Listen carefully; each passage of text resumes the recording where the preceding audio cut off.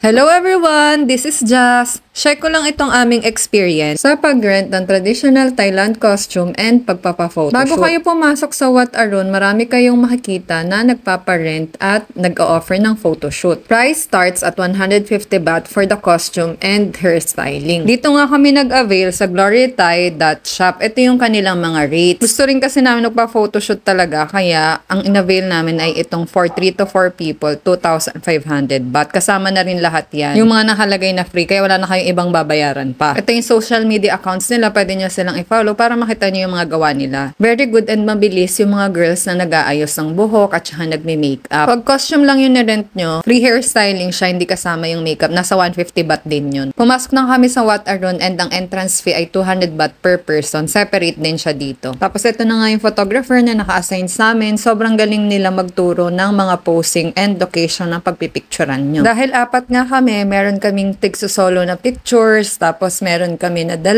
3, hanggang sa kaming 4 lahat. Tapos iba-ibang locations yun. As per the gamit guys, maayos naman yung gamit, mabango naman din naman siya, mabaho. Tapos yung mga pictures nyo after the session, makukuha nyo rin kagad. Ita-transfer siya from drive, USB to your phone. Tapos ito yung mga result. Yung ibang pictures guys, uploaded na dito sa TikTok at saka sa Facebook. Check nyo na lang. Ang ganda ng mga kuha namin and sobrang tuwan-tuwa talaga kami. Better to for group na 3 to 4 people kasi makakasave talaga kayo. Hope it helps. Thank you for watching and follow me for more videos like this. God bless!